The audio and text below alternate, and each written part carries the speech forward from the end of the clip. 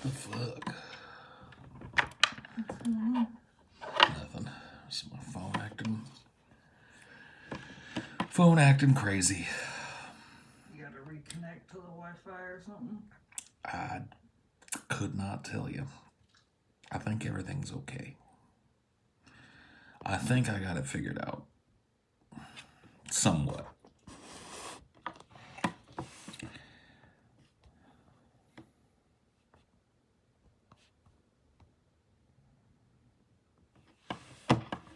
Get out of here, Bubbles.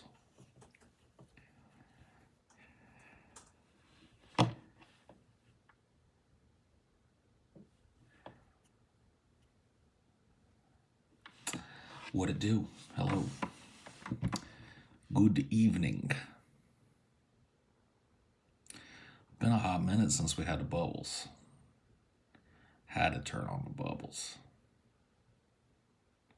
Get out of here, Bubbles. Get. Shoot.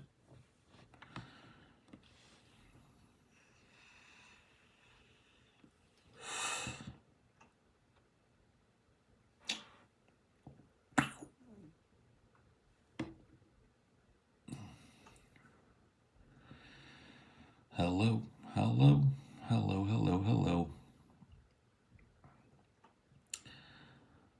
Good afternoon.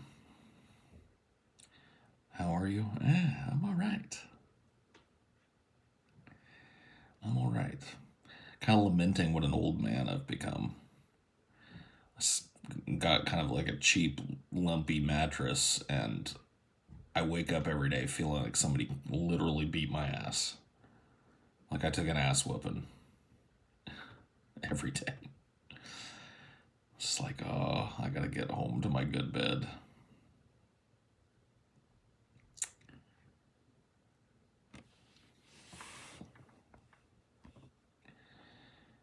I'm gonna pack a bowl now because of TJ. I'm binge watching all 3 RoboCops, almost done with 2.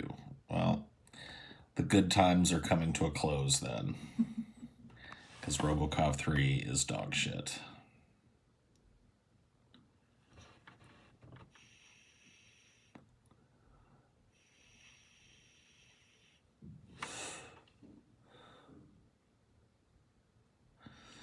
Yeah, you might want to just tune out the 3rd one.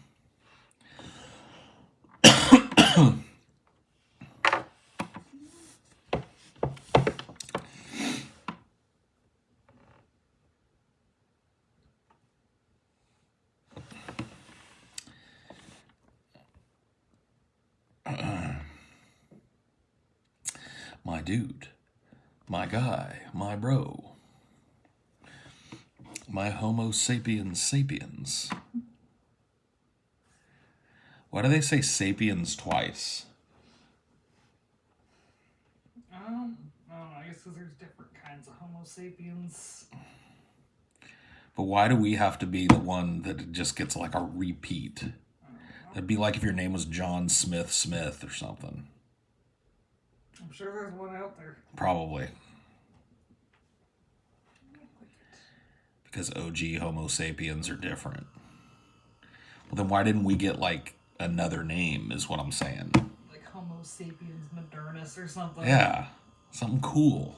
Why is it gotta be Homo sapiens sapiens? Because doesn't sapiens just mean intelligent? Like if you're sapient, it means you're intelligent. So we're just double intelligent.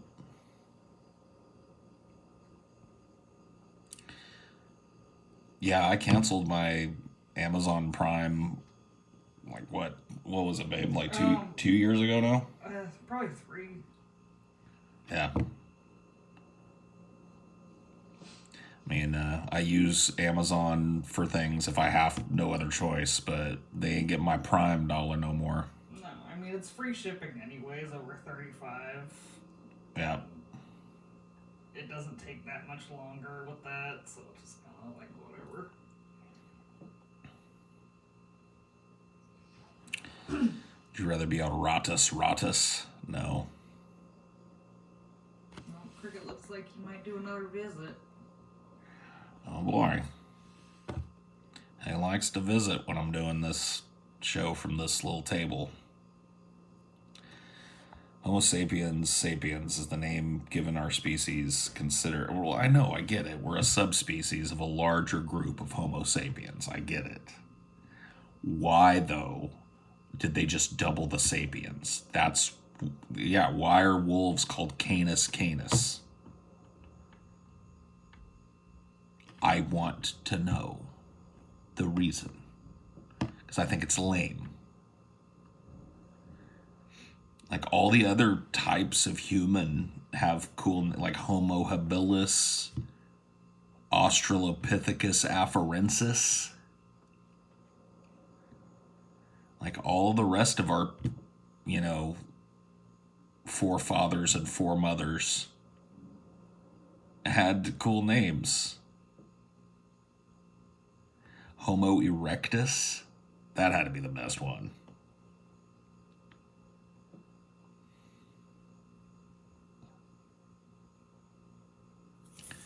Paul's stoned as fuck. No. I'm taking like 2 puffs off of my little vape thing. I'm not stoned as fuck. I'm a little. I think you've just been a stoner so long that you just kind of have stoner thoughts naturally. Yeah, it's true. I unlocked the power to have stoner thoughts all day, rather than just at the end of the day when you sit down to smoke a fat joint.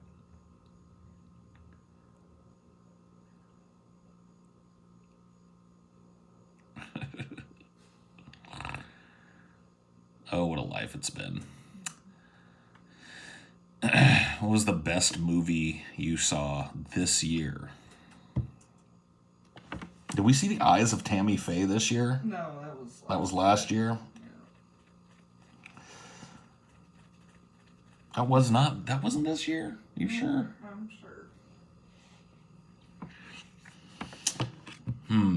What was the best movie that we saw this year?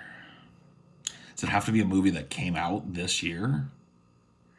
Because I don't, I've seen a few movies that came out this year, but I tend to lag a little behind.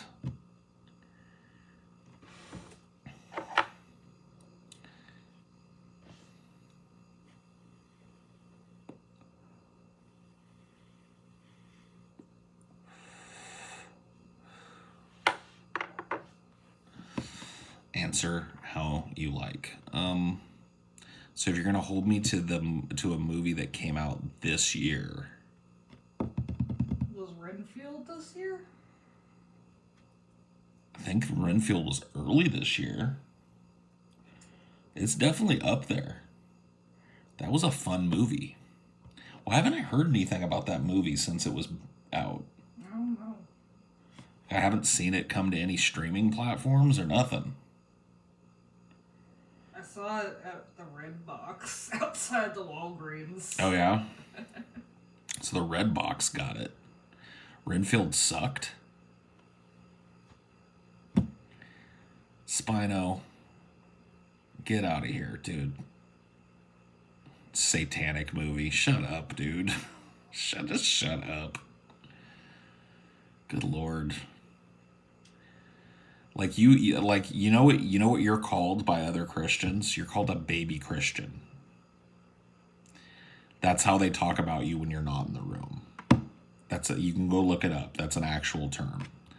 A baby Christian is somebody who's super zealous because they just got into it, but they don't quite know their ass from a hole in the ground and haven't learned to go along to get along. That's what you are. You're a baby Christian. One day, you might be smart enough to not be referred to as a baby Christian. Yeah, it's funny. We recently saw Killers of the Flower Moon. We saw Napoleon, and I don't want to name either one of those the best movie I saw this year. Unfortunately. I was, kind of disappointed in both of them.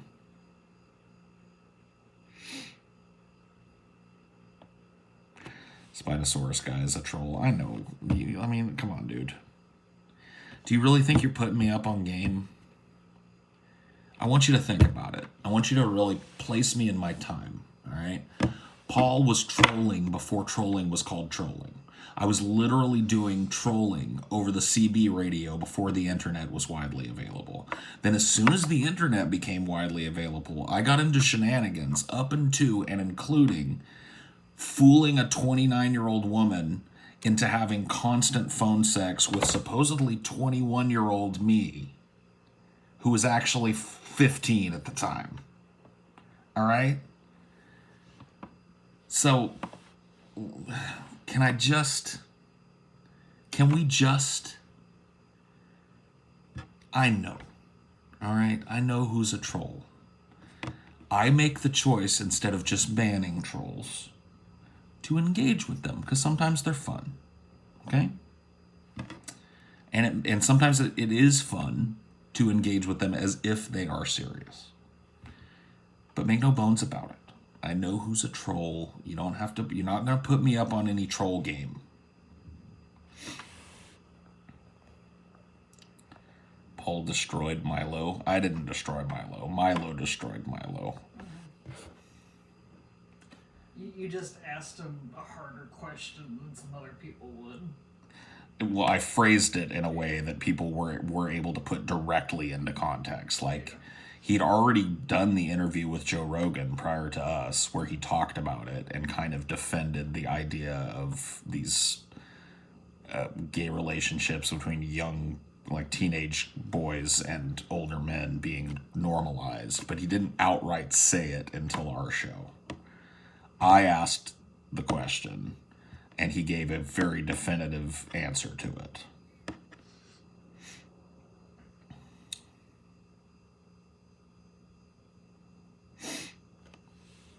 Paul, do you like fruit? Paul, do you like fruit? Who are you? What are you up to today, dude? Paul, do you like fruit? Why are you making him pseudo-Indian? I don't know. That's just kind of how I felt.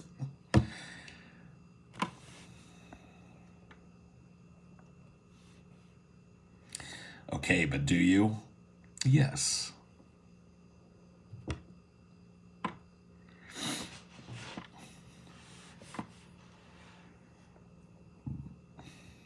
not quite as much as me, though, which is weird. 'Cause I'm not even supposed to eat it. Yeah. The entire audience and the DP hosts were glazing Milo, and Paul stood up to it. That was dope. Well, honestly, it wasn't out of any sense of bravery or anything that I did it. I did it because at that time, I thought that that was a big reason why they were bringing me on. Because what people loved when I came on the show, like, really what sold me to the audience was my interactions with Brett Keane and my just, like, direct confrontation with him. My interactions with the Vigilant Christian, where, like, I got his goat real bad. And so, like, I thought that, and rightfully so, that, like, I was to act as sort of a lightning rod for the show. If you understand the concept of a lightning rod, it's a person who allows a group of people to kind of go under the radar because they take the hit, not the hit. They're the ones that kind of provoking the lightning strike onto them, which diffuses, the impact on everybody else. It's not a bad thing. I'm not saying it. It's a legitimate thing. It's kind of something you want on a show. If you've got a show where you're trying to, I don't know, like, have guests on and stuff, it's nice to be able to challenge those guests while seeming a little bit removed from it. Oh, that's just Paul.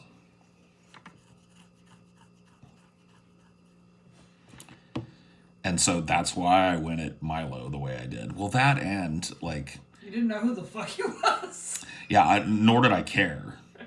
Like, this whole, like, right-wing celebrity thing that happened in the 2015, 2016, 2017 era, it missed me. Like, I was like, who?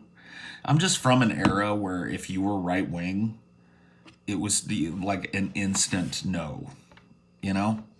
Like, nobody in my fucking friend group growing up was listening to anybody who sold themselves as a right-winger. Fucking clammed up about sex, clammed up about the economy, fucking all this bullshit. Like, none of that shit resonated with me or my generation at all. At least when my experience of my generation. Maybe there were people my age that were way more into that. But regionally speaking, if you were like, oh, sex is marriage is between a man and a woman, we were like, shoo, get out of here. We didn't want to hear your fucking culture war shit. And so I was tuned completely out on Milo. Didn't know who he was, didn't care who he was. Got warned twice by hosts of the show. Got a call from Ben, and then like 20 minutes later, got a call from TJ. Basically saying the same thing. Hey, this dude we're having on the show tonight is no joke. He's a big deal. You should look into like what he's about and stuff. Be prepared. It's like, You're like, meh. It's like, all right. You know, and I went, I'm not going to say like I didn't, I looked at a couple of his videos and I was just like, oh, he's like a gay right-wing grifter. Okay. I know what I need to know then. And I decided I was going to antagonize him and be boisterous with him because in the little bit of research that I did in the minutes prior to going live, I didn't see a whole lot of people challenging him a whole lot. And so I was like, oh, that's what I'm going to do.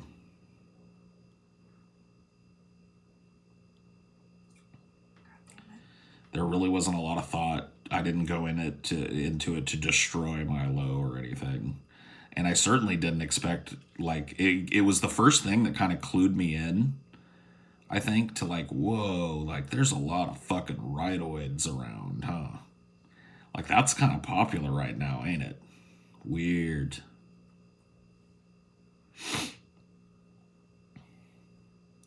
Because, yeah, you know, I left that show thinking, like, oh, people will think that was pretty funny. And, dude, the alt-right went nuts on me, dude. Paul's so fucking emotional, anecdotal. As if anecdotes aren't a valid way to have a conversation, you know what I mean? Like, all of a sudden, for all the little smooth-brained fucking right-wingers, anecdotal meant inadmissible or whatever, you know? But they just...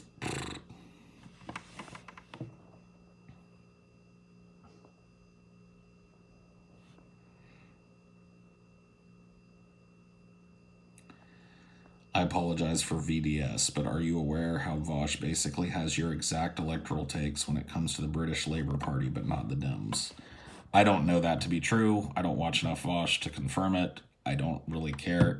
If true, it doesn't surprise me that there's inconsistency in a pretty untenable position. Seems to be kind of the...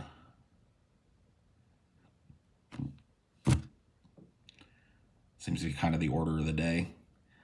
You know, if you look at a bad political take, typically there's a whole fuck ton of inconsistency behind it. That's one thing, you know, you can't say about me, is I'm nothing if not consistent. I've been spouting, and those of you that have been watching me a long time know it, I've been spouting the same fucking bullshit for a decade or more now. You know. But yeah. What's that line that I learned from that movie Ray that I liked a lot? What did she say? What does his mom say? Scratch a lie, find a thief. I like that. I think that's true.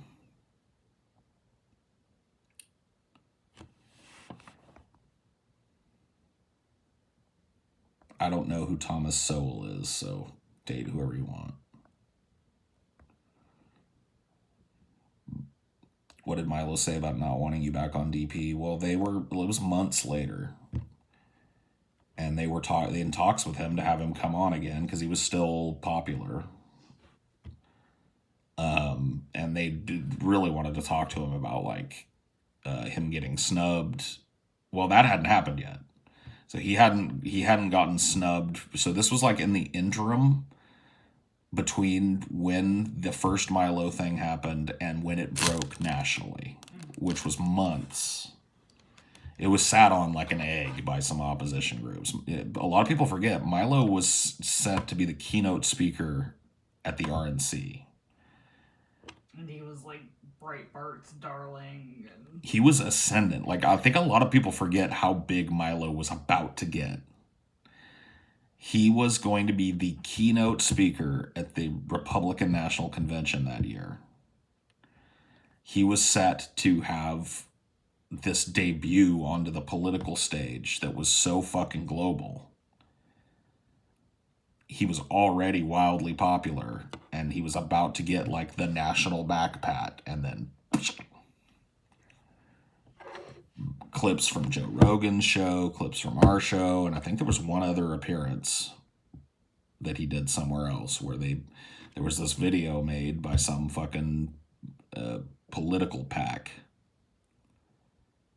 political action committee or whatever, and they fucking put all that shit out there, and he was yanked from the RNC. They canceled his fucking keynote speakership, and he was basically persona non grata on the right forever. Now he's trying to worm his way back in by pretending he's not gay anymore and pretending he's Christian. And it seems like right now the only thing that I've seen him doing recently is talking to small groups of college kids and trying to trigger them. It seems to be like he's back to where he started.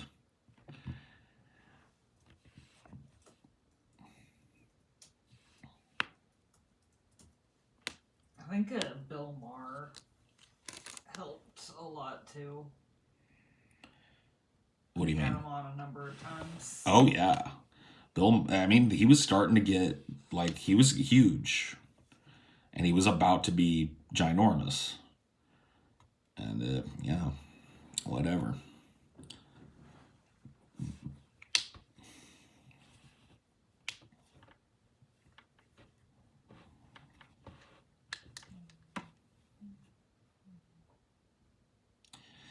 Yeah, the kind of sad thing about that is that Milo didn't go down for what I thought he should have gone down for.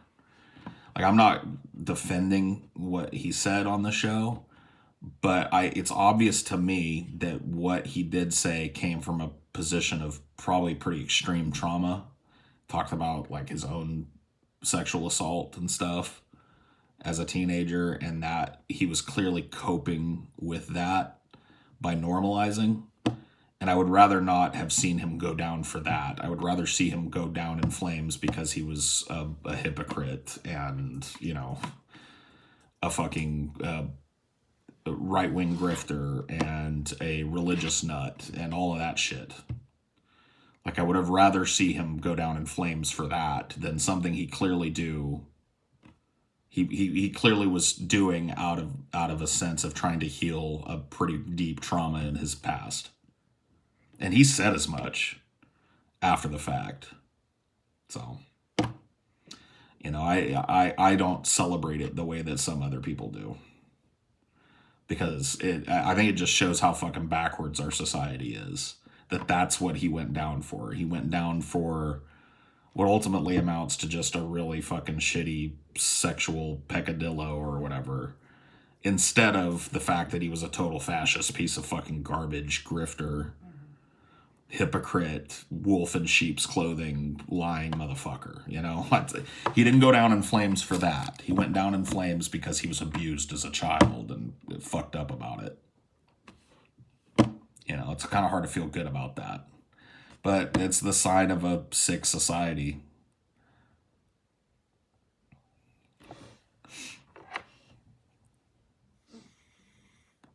obscure right-wing podcast. Yep. Didn't one of those reporters apologize for that? Yeah, dude, I blew Jake Tapper up. Yeah. Jake Tapper fucking responded to me on Twitter because I called him out because he was and I fucking shat on him, dude. Because he came back with this like dismissive shit. I was like, oh, thanks for calling us a fucking right-wing podcast, Jake Tapper. All three of us are leftists, by the way. You know, and he was like, he responded back and he was like, well, if you'll notice, I wasn't on the show that night. I was away on other business, and so filled in. So I clearly didn't have oversight over the research. And I was like, my response was, you can do corrections, bitch. Not only that, but I was like, isn't the fucking show called Jake Tapper Tonight? Like, your name is on it, bitch. Don't try and divest yourself from responsibility of crap that is said. And he walked it back.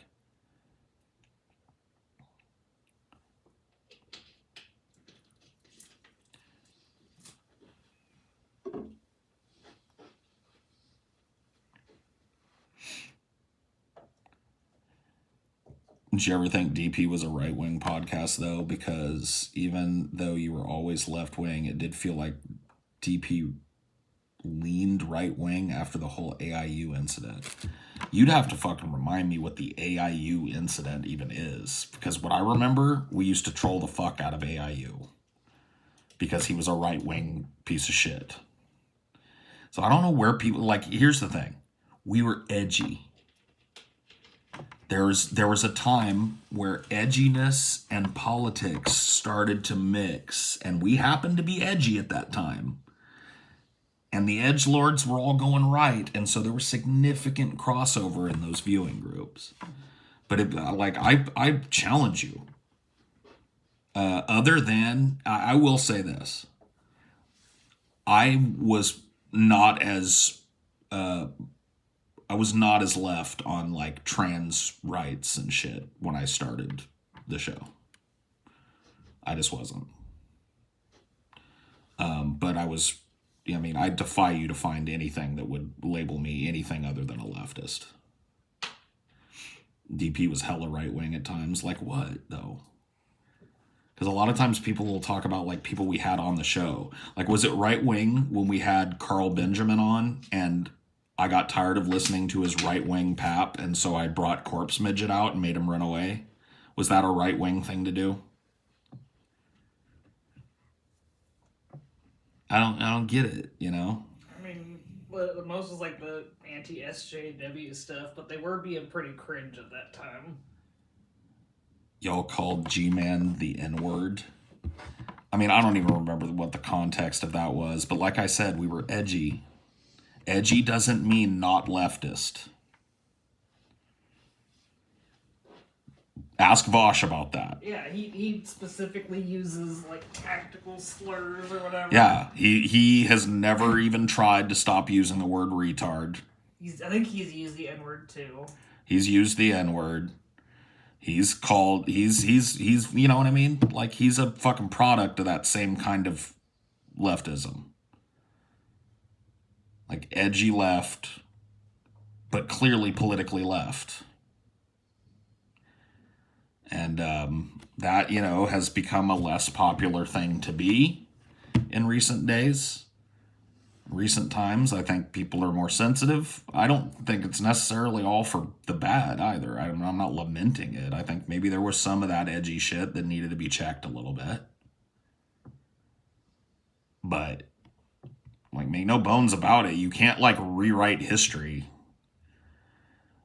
So, like, one of my first appearances on the show before I was even a guest, like a regular recurring guest, was against Razor Fist, where I argued for massive gun control. And he argued for unrestricted gun ownership and availability. You know, I don't know. Like, what else can I say?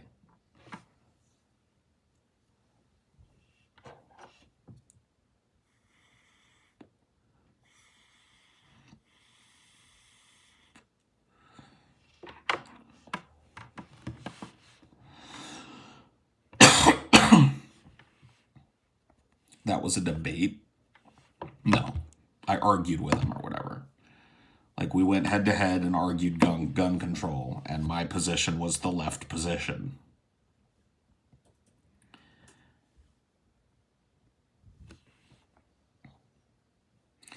I like that episode where Rush Limbaugh came on and you guys agreed with him on everything. Yeah. I remember that one. That was a good episode. That was one of our best. It was just like, I got a lot of shit too, honestly. Like, our fan base was clearly, there was a lot of crossover. Like, I remember, you guys remember Kraut and T? That guy was like this kind of like alt-right commentator dude who then went left. Like, I understand now he's renounced all of that, but he was like ascendant on the alt-right. We brought him on the show. I fucked on him. The audience said how stupid and retarded I was, and then I turned out to be correct. You know, there's just example after example of that shit.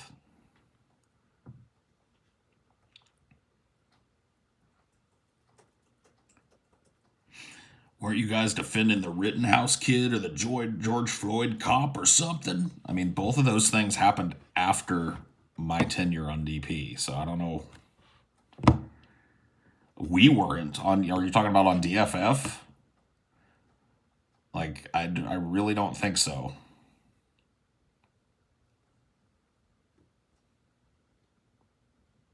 Pretty sure we were pretty unanimous on George Floyd and Rittenhouse. But Rittenhouse was literally innocent. I think Rittenhouse was technically innocent. I don't think he was literally innocent.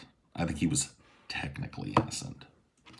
What's your stance on Rittenhouse? That there never should have been a machine gun at a protest. How's that? To begin with, there never should have been a machine gun anywhere near a fucking protest. Period. Or in the hands of a teenager. Exactly. That's my stance.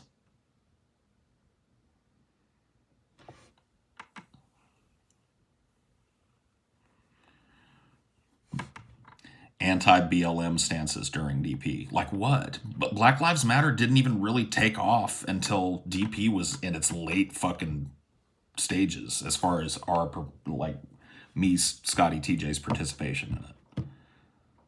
Like, BLM as an organization was very small, if non-existent at the time, in the time frame you're talking about. Like, you can provide me some examples. But once again, because you're a leftist and you might oppose, like, let's just say we were against something that BLM had said. Like, here's an example that actually makes sense. We were kind of anti-feminist, at least anti-third wave feminism. We made fun of feminists a lot. Because they were saying hilarious shit, like penis and vagina sex is always rape. And, you know, other such sundry nonsense. Men's rights don't exist or whatever. So yeah, we were making fun of some fucking SJ dubs. But because I didn't agree with certain aspects of a movement doesn't make me not left. Put me in front of the political quiz. You know what I mean? Ask me any question qualifying that you want, and if you come up with any other answer other than leftist, I don't know what to tell you. So this idea that because we made fun of a fucking social movement that everybody else took hella seriously or whatever doesn't make us leftists is ridiculous. Right? And I mean, look, dude, this talk might be different if you talk to TJ. His political journey, way different than mine. I never even came close to flirting with the right wing as a political advocate. Never even close. TJ was like, he went through a little libertarian phase in his 20s and shit. You know, so his discussion about this might be a little different. But I think the blanket statement like DP was a right-wing thing, I really don't think it was.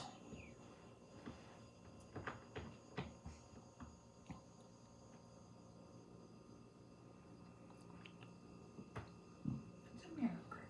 You need to move this. You need to move my laptop so you can get full back. Hey.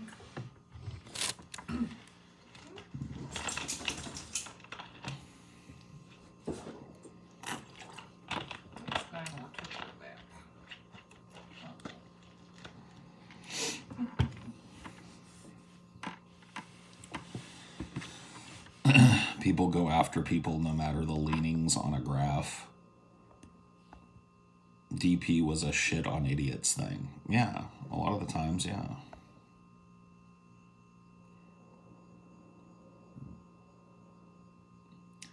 Do you remember that episode where TJ was saying a restaurant? That wasn't an... Okay, so I remember what you're talking about. That wasn't an episode, I don't think. But if it was, yes, TJ used to have the position that if a restaurant didn't want to serve black people, they didn't have to.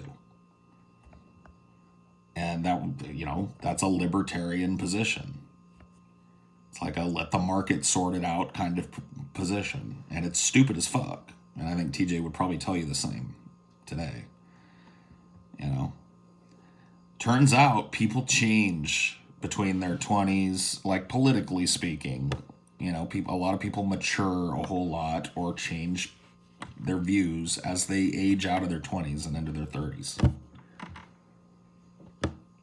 You push back on him, though? I mean, I would. That's been my position since I was a fucking teenager. Like, really, my late teens is when I think I started to get politically aware in a real way. It's not that I was completely ignorant of it before. It's just, you know, I was too busy being a teenager to care much until my late teens. And even in my late teens and into my very early 20s, I wasn't super invested. But it happened pretty quickly in my early 20s. And I've been there ever since, pretty much. Like, I've changed my position on certain things. I don't go nearly as hard at feminists anymore. Not that I don't still disagree with some of the tenets of third wave feminism or whatever, but, you know. You're more open-minded. I try to be. I really do. That's the answer. I try to be. Well, I think with DP, you were focusing on the cringiest of the cringe. Absolutely. You weren't focusing on the overall movement. No, we weren't tearing down the idea of feminism. We were tearing down the shitty pick-me slam poetry that they would do. Like and some of the more ridiculous, arguments. extreme, sex exclusionary feminists and blah, blah, blah, blah. And the TERFs, too. A lot of TERFs got torn down by us. So, you know, there's a very TERFy element to third wave feminism. And some weird positions, you know, but...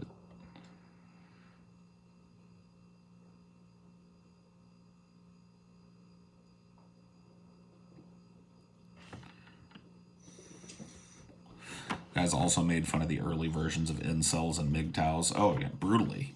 Constantly. We're going more by, like, pickup artists see, at that time. People think that... And I guess DP did turn out to be sometimes a very political show. But I think people are wrong when they think that, like, that was the focus of that show.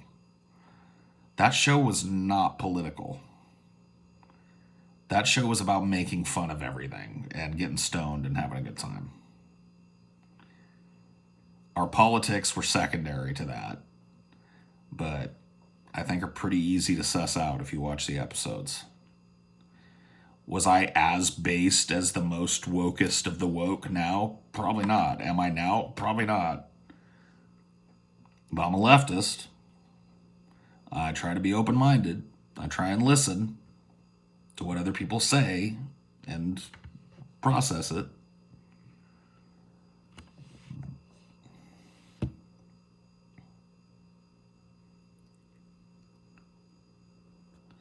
What up, big hog? Shut up, dude. I ain't your ditch bank fucking oaky friend, alright, dude? We're not sitting on a fucking old pickup truck splattered with bog mud with a fucking stars and bars sticker on the back of it, alright? We're not sitting in fucking Muckwater, Tennessee or some shit. Don't call me your big hog, dude. Alright? Where I come from, being called a big hog is like, that's not good, dude. Yeah. Mouthful of chaw. Kenny Chesney playing on the radio.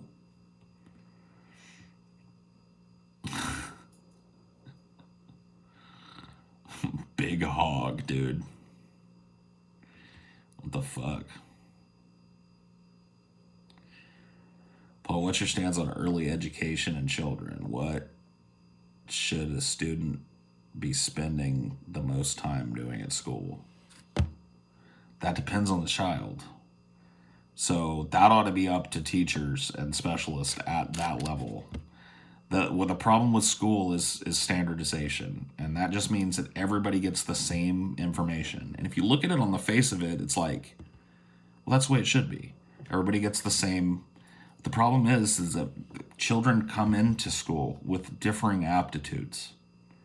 Some children are naturally just kind of good at math. Some children are naturally just kind of good with language. Some children are just naturally kind of good with, building things and taking them apart and labeling different parts of things. Those children should be taught according to their aptitudes. Their aptitudes should be celebrated and nurtured. And right now, it doesn't matter if you're the best one in the class or the worst one. You're a point on a graph somewhere that gets thrown in with everybody else and aggregated. So there's no feedback loop for kids anymore. Kids don't feel like they're good at anything at school because they're never nurtured in their aptitudes. They're never taught, because one of the things that teachers have to teach is a passion for learning. I know that sounds fucking cliche and Hallmark cardy, but it's true. Like, one of the most important things that I learned from my teachers growing up was to be passionate about learning things. And teachers aren't allowed to do that under a system that's heavily standardized. So,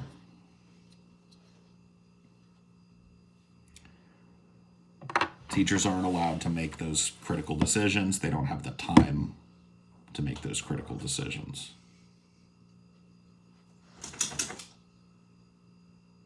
I want to smoke. I'm going to go out. What? I think we gotta get a pack out of that bag. Oh, do we? That black bag right in front of you. Oh! Take you guys out on the coach. Guess where Cricket's at. He's in his carrier.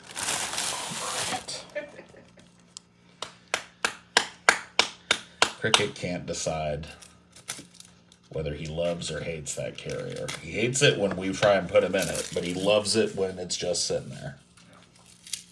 As long as he's got the choice.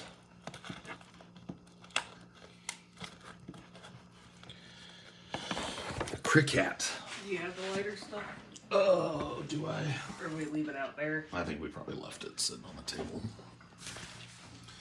I don't know if the internet will hold up as well outside. I guess we'll see, huh?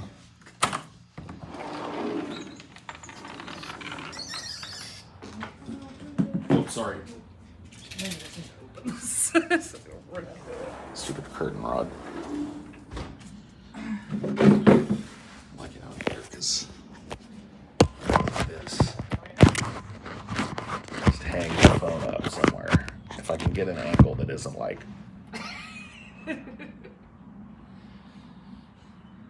Hey everybody, it's Paul Ziegler.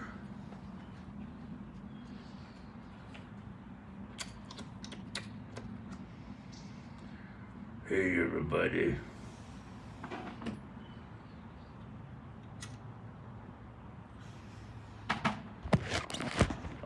least I can lean my arm against it and do it.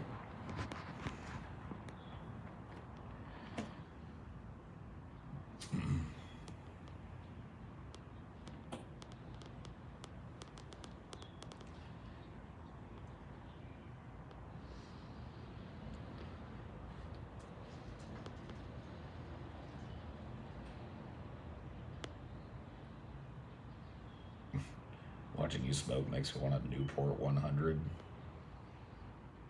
These ain't no Newports. No.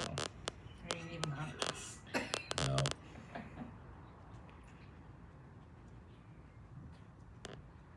Seen no snow on Christmas. Wonder what could have caused that to happen. I mean, the area we're in, that's not untypical. Yeah, no. There's usually no snow here. I think they were just talking about their local.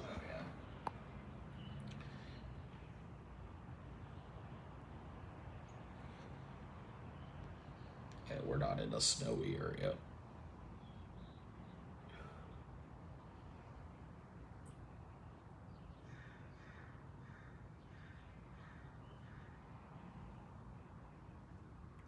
Finally decided to snow today, but it's warm enough. Well, who cares? Boo. Weather stuff, dude. It's like old man talk, dude. I expected some snow this season, but we didn't get much. Yeah, that's right. Reminds me of that weird winter we had back in 32. Well, it got so damn cold, but never did snow. Oh, yeah, I remember that winter. It is like that. You're right. Can we not? Speaking of old men, do you want to see what people think about the theory of hoarding old men? See if anyone else knows any hoarders. Oh, I'm sure they do. Yeah. Yeah, old men and hoarding. Why? Like, the question, I guess, is why? Why are there so many old men hoarding so much junk? Because my grandpa died and left, like, a whole storage thing full of just completely worthless junk. And it seems to be pretty common. Memories, yeah.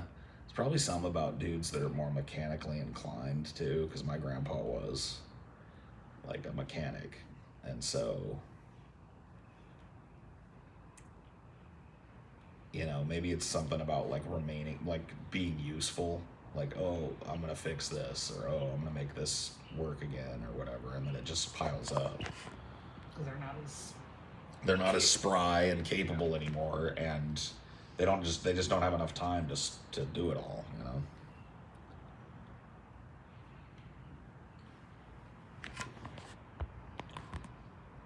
Paul, why do you have a Soviet star on your hat? Why not? I also have a patch for an American nuclear submarine, the USS Batfish out of Muskegee. So, I mean, I don't know. Let it cook your brain for a minute.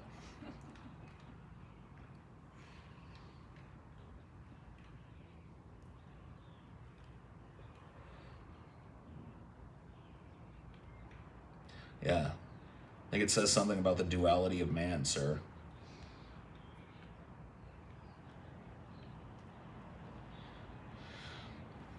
Private, what is that you're wearing? It's a peace symbol, sir. What exactly are you trying to say? I think it says something about the duality of man.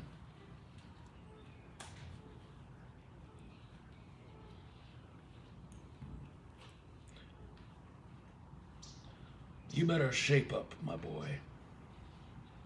Come on in for the big win. Paul, do you play Stellaris? I do not. I can't really do grand strategy games like that. Well, they're just not my thing. I like strategy games, just not the grand ones usually. Can't really get into them. They're a little too fiddly.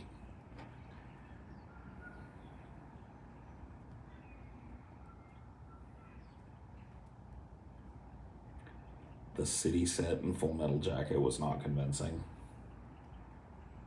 I think it was, but okay. I don't know what you know about like what Way City looked like during the war, but it was pretty convincing for me.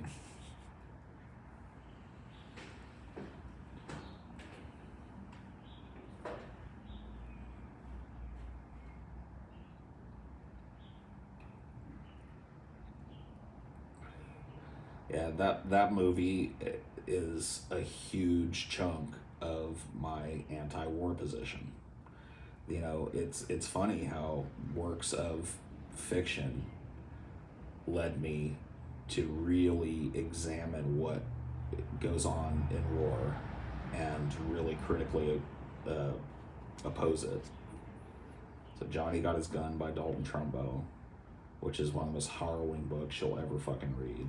I almost don't recommend it, but it is a tough read too. Dalton Trumbo had a very interesting writing style, kind of run-on sentencey. Didn't like punctuation a whole lot. So was it in that same era as like Dickens? Because I know they got paid by the word, and that's why it's a little more loquacious. Maybe. I think it's post Dickens. But and then, you know, Full Metal Jacket was definitely up there. The movie is striking in its kind of deconstruction of what the war mentality does to young people and how young people have to process that horrible evil. Mm-hmm. And it's something that doesn't ever get talked about. It's like, nobody's going to care about the generation of crippled, wounded, PTSD-riddled Ukrainian soldiers that come out the other end of this war. By the way, I read not to pat myself on the back about it, but I did read a news story that the Biden administration has signaled to the UN that they're going to be seeking a land deal in Ukraine to end hostilities. Which, congratulations, fundamentally undoes the need for us to have sold them weapons in the fucking first place. I mean, can you think of a war that hasn't ended without some kind of land transfer? I mean, I'm sure there's probably like a ton of like regional wars and stuff that have happened without significant transfer of territory, but that's usually what wars are about, and that's usually how they conclude. Waiting on a Dylan Burns apology, you're not going to get it. You're not going to get it. Here's the fucking dance that you're going to see out of these people. It's going to be, well, this year-long slog of trench warfare and destruction that the entire fucking young generation of Ukraine has endured was necessary in order to put Russia at a place where this bargain could be made. That's what it'll be. It would have been worse. And that they would have taken more, whatever. There's always an excuse for why it was right, even when it's wrong. That's one of the reasons why I oppose war, is because you will see people do literal mental gymnastics, like literal mental flips.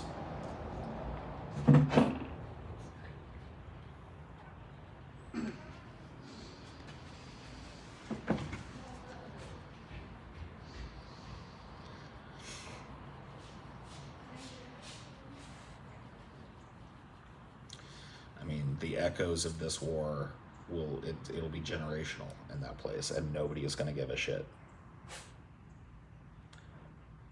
And there were those of us at the beginning that were called Vladimir Putin's stooge or whatever for suggesting that maybe we ought to just settle and give him a little strip of the Donbass or whatever the fuck. Maybe that would be better than protracted bloodshed and further escalation, but you know, here we are at the ass end of all that, and none of these people are going to be there to pick up the pieces. Not a single person that put up fucking Ukrainian flag in their bio and pretended to care about Ukraine for a couple of months is going to pick up the pieces of that place.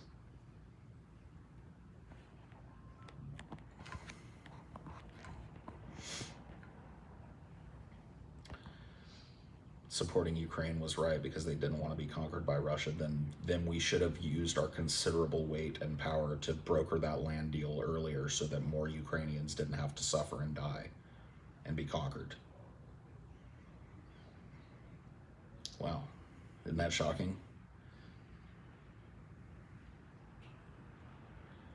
Like, you act like the only type of assistance that you can give a nation is to dump a bunch of cluster munitions on their burgeoning military and say, go to town. How about humanitarian aid?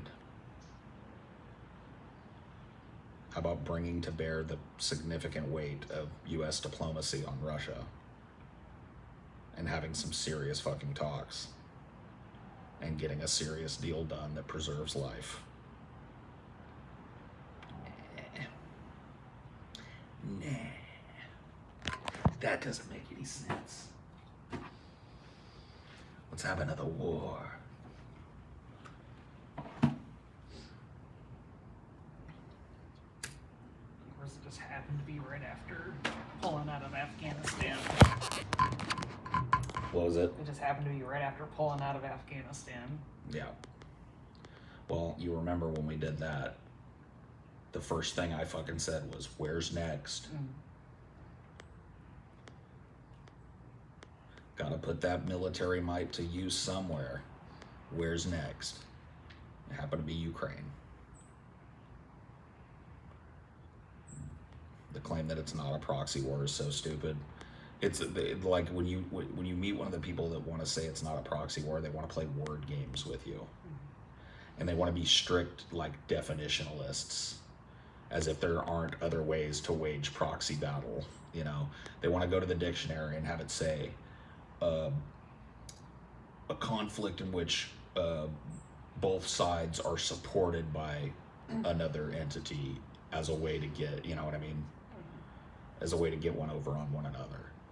And that's not necessarily what's going on in Ukraine, because it's Russia directly. And it's just like, we are waging proxy war against Russia by arming the Ukrainian population. It was the same as in Afghanistan in the 90s. Yes. We waged proxy war in Afghanistan in the 80s and 90s by arming the Mujahideen.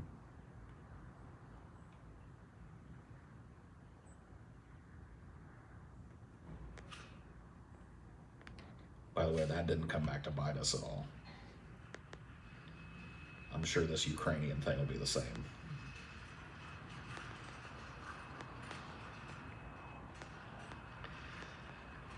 There's all kinds of reports about, like, unrest amongst the military leadership and the political leadership in Ukraine, which is pointing towards another thing that I talked about, which was that these weapons would be turned against the people of Ukraine. There's going to be a destabilization in Ukraine. There's going to, you know, because, like, none of these countries are going to step up to the plate. There's never enough money for the reconstruction of a place.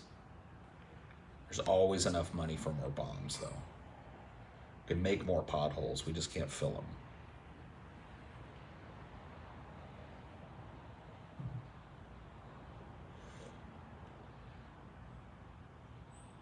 So, I don't know what to say about that. Send that to Dylan Burns. Have him stick that in his pipe and smoke it. See what kind of bullshit comes out the other end. I understand people like Dylan Burns, sometimes their heart's in the right place. You know, they're filled with that kind of, like, youthful vigor and fervor and hell no, we won't go kind of, like, stand and fight mentality. But when you're talking about the U.S. war machine, and when you're talking about the military-industrial complex and stuff, you're playing right into their hands by rah-rah-rahing anytime the U.S. is involved in a foreign conflict. It's bad for the people that are there.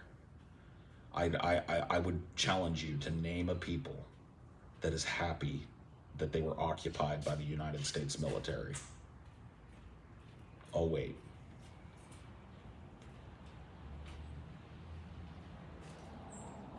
I'll wait.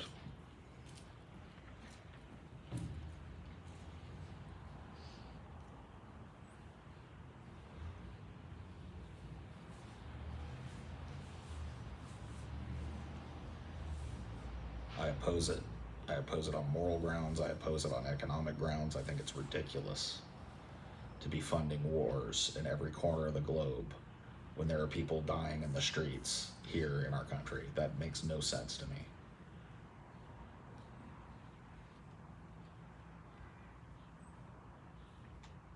At all.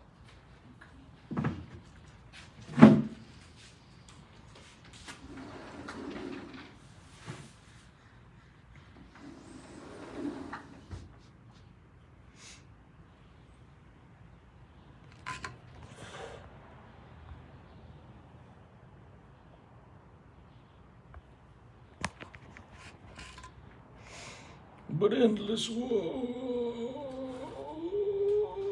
Jack. We gotta have more war.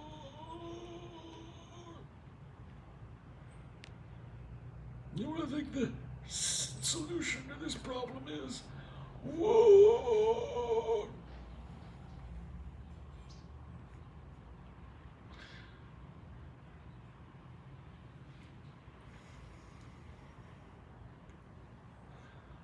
We need more war, Jack. What we need's another war.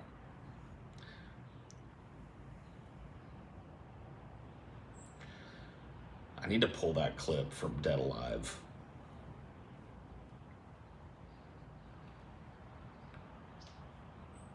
What we need's another war. The arsenal of freedom. The arsenal of freedom, Jack. Freedom to make endless war, Jack.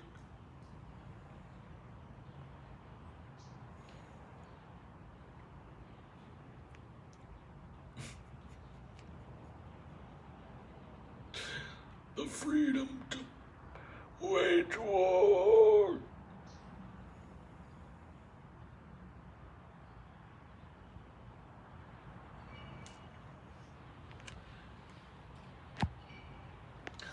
Actually, I think it's kind of based this time. Actually, I think it's kind of based this time that we're waging war. That's right, Jack. This time the war is justified. Based? Based in Ukraine built. You know? It's like, how do I argue against that? How do you make that argument? Pick up a book and read it? I don't know. Like, I'm not an educator, you know what I mean? So I really can't be responsible for your knowledge on this. You gotta go look.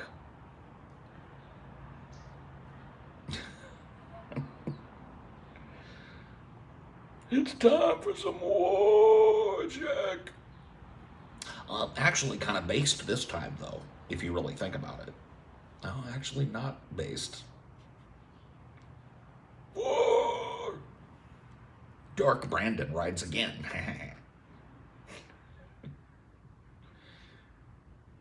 All in on it. Think about that, dude. The war is just as fucking impactful now as it was a year ago. These motherfuckers that were all in on it can't find 5 minutes to talk about it anymore. Like, I'll give Dylan Burns this, at least he's still talking about it. He's still discussing, you know.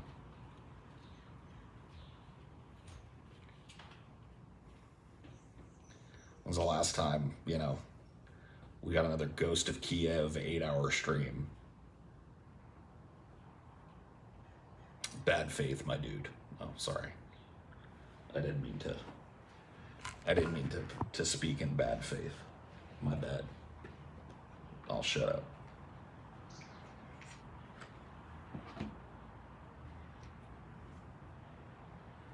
ghost of Beverly Hills.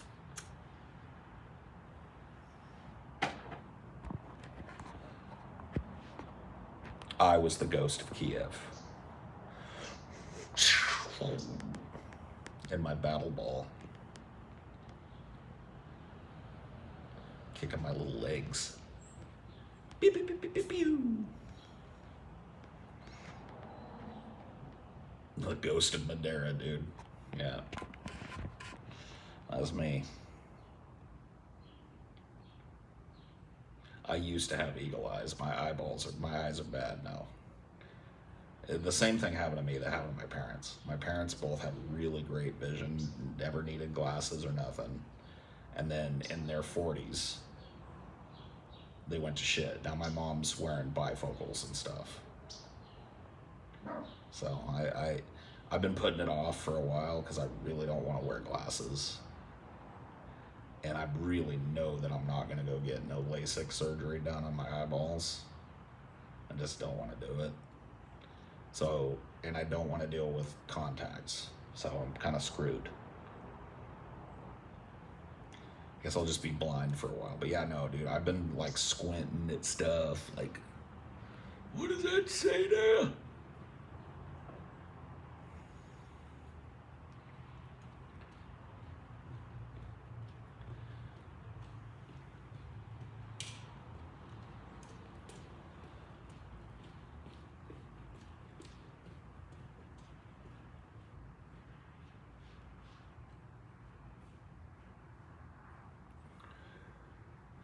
You would look awesome with glasses. Imagine how large the font must be on Biden's teleprompter. Dude, I know. But you know he's had all the LASIKs done and all that. Dude, that dude has been pulled back more times than, you know, the ripcord on an old lawnmower. He's taut, man. He's weird and tight and shiny.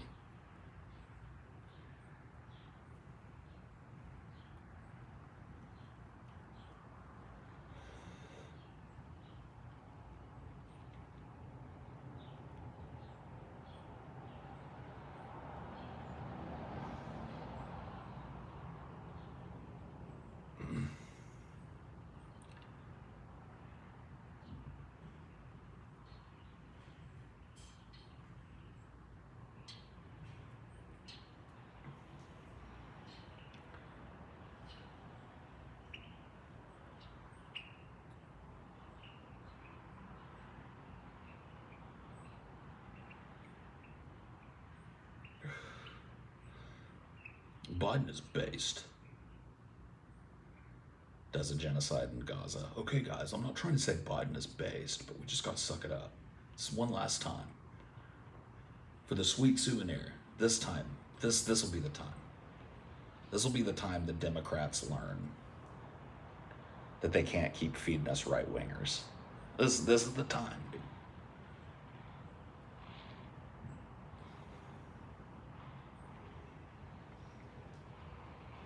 I think it's time that we start calling out some of the fucking crazy fear-mongering that's going on, especially in the online left, too. This idea that Trump's gonna take power and immediately, like, round up all the gays, put them into camps or whatever. Like, I don't even know what... Like, people are acting like it's not just gonna be business as usual. Is starting to get a little fucky. It's one thing to be wary of people, and it's one thing to be watchful, and it's another thing to be hysterical.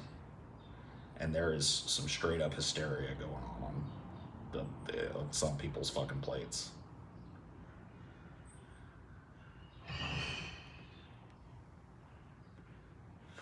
Yeah, you can't really vote against. There's no against vote. You're voting for something. There's no against vote. You don't vote against. That's not a vote. That's not an election. You vote for. You're signing your name underneath somebody else's name.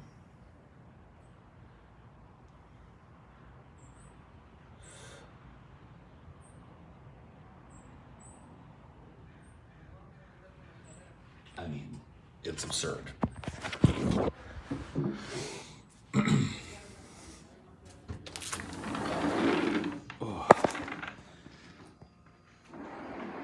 Do I think that the anti-gay and anti-trans rhetoric and stuff is concerning? Yes. Do I think that these laws are restrictive and pointless? Yes. Do I think that Donald Trump is going to immediately open the gay camps and destroy democracy and rip up the Constitution and write a new one on the first day? No. I think it'll be business as usual for Donald Trump presidency. You really think the powers that be are invested in the idea of allowing some crazy radical fucking bullshit to happen in this country? Hell no. They want the money to keep printing.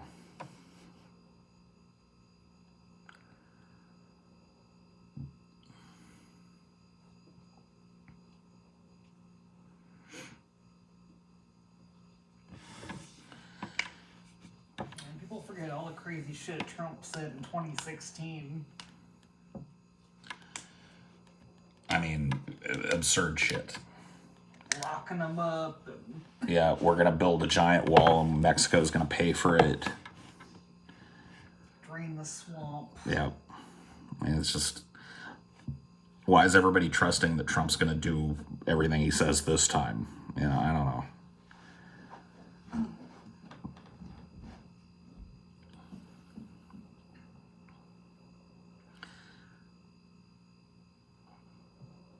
They want the money to keep flowing. They want the status quo to be in check. Trump is an agent of the status quo. Biden is an agent of the status quo. If you think the status quo is working out, then by all means, participate as you see fit. I happen to think it's not. I happen to think an agent of the status quo is the enemy of the people.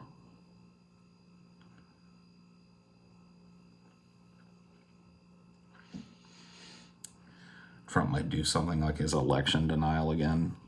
How did that work out? 250 lost cases. His head lawyer just fucking recently declared bankruptcy because he can't afford to handle all the court cases. Trump himself is under how many? 90-something federal indictments. How did that work out? You think it's just gonna magically work this next time?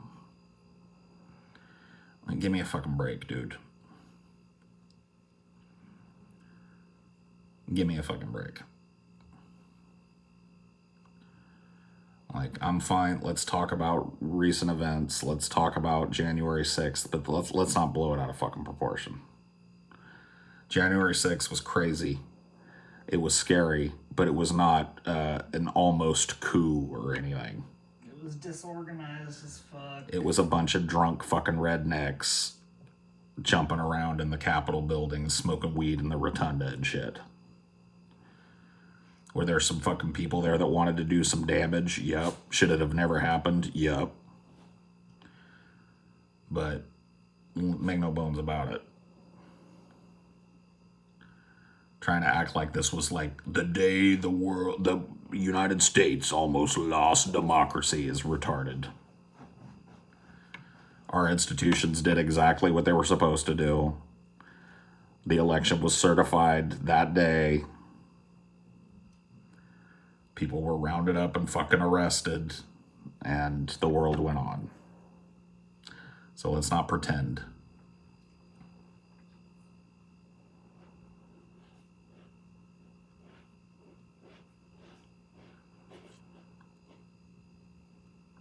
And see, it's an unenviable position if you take it out of context. To be like, oh, January 6th wasn't that big of a deal. It clearly was a big deal. But to blow it out of proportion is to do disservice. It was not an organized attempt to overthrow the government or some shit. And it had very little, if any, chance of being successful.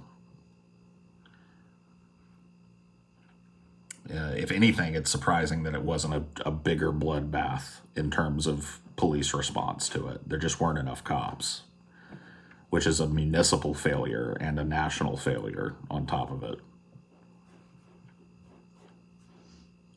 You know, the fact that the streets should have been lined with fucking stormtroopers when BLM marched on DC. But when the redneck mafia shows up, there's 5 cops standing on the steps trying to hold it all back is just unconscionable. It's retarded.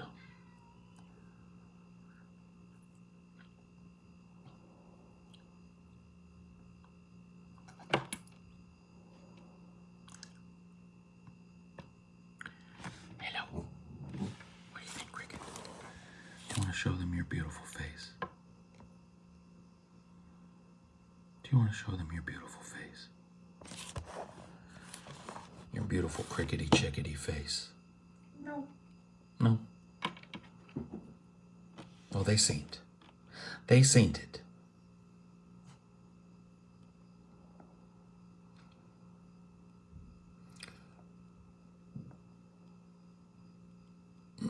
Why does America have stormtroopers? Good question. Why indeed?